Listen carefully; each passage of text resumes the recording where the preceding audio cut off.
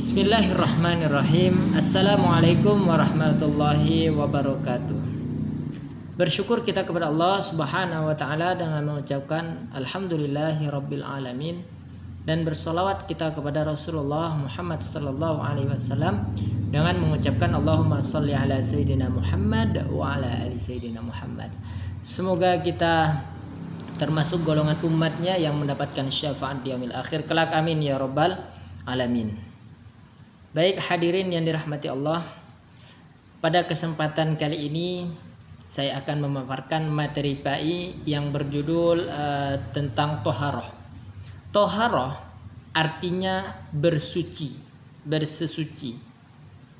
Jadi Islam sangat memerintahkan kepada kita, sangat menganjurkan kepada kita untuk melaksanakan toharoh atau bersesuci. Karena toharoh termasuk syarat syah dalam melaksanakan ibadah sholat, baik itu sholat wajib dan sholat sunnah.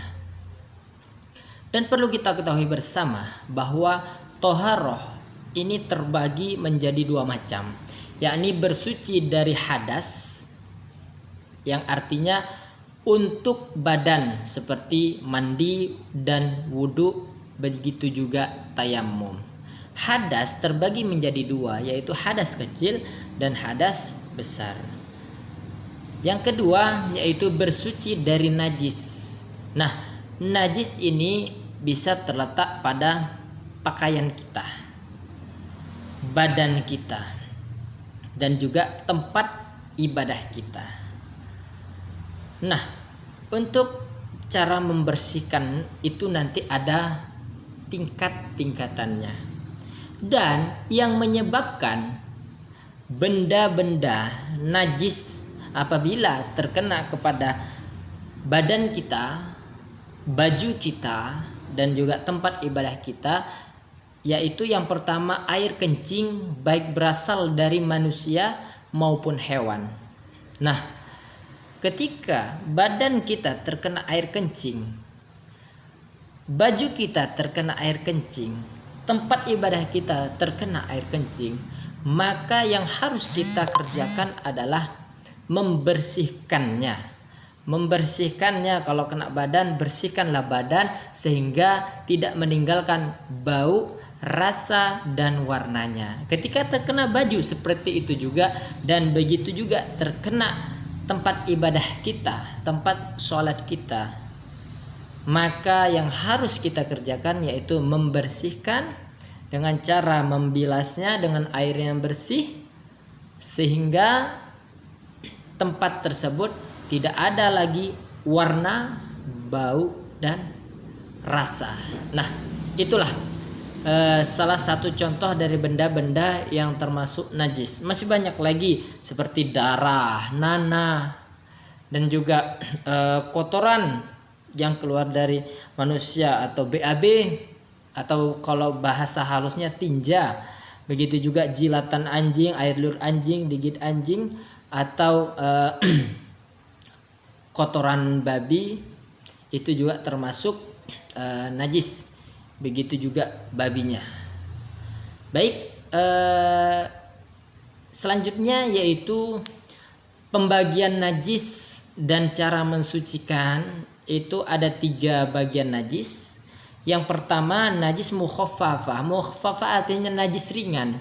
Contoh, najis ringan itu terdapat pada air kencing anak kecil yang baru lahir sampai berusia 2 tahun, dengan syarat ia tidak memakan selain air susu ibu.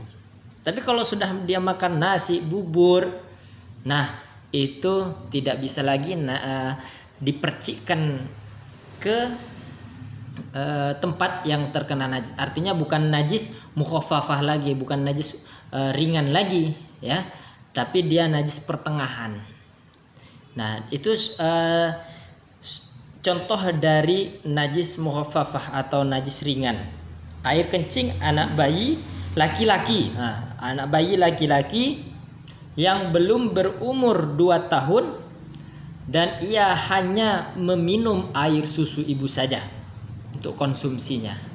Dan yang kedua yaitu najis mutawassitoh, najis pertengahan atau najis sedang, seperti darah, nanah, muntah, tinja, kencing, bangkai, dan yang lain-lain. Dan cara mensucikannya yang kalau ada di badan, pakaian atau tempat ibadah kita, dengan cara membasuh, membersihkan, membilas, sehingga hilanglah bau, rasa, dan warnanya. Dan yang terakhir yaitu najis mughalladhah. Najis mughalladhah seperti yaitu najis berat. Ya, yang termasuk najis ini ialah air liur dan kotoran anjing dan babi. Nah, cara mensucikan ialah dengan membasuh yang kena najis ini dengan air 7 kali, ya. Membasuh yang terkena najis dengan air sebanyak 7 kali. Nah, salah satunya dengan air yang tercampur tanah yang suci. Nah, air itu dicampur dengan tanah yang suci, lalu yang terkena air liur anjing, kotoran anjing dan babi itu disiram sebanyak 7 kali. Maka tempat tersebut, pakaian tersebut atau badan kita itu sudah suci kembali. Nah, mungkin ini sajalah yang dapat saya sampaikan. Lebih dan kurang saya mohon maaf. Semoga ada manfaat untuk kita semua, khususnya kepada diri saya sendiri. Mohon maaf bila ada kesalahan, kepada Allah mohon ampun. Billahi taufik wal hidayah. Assalamualaikum warahmatullahi wabarakatuh.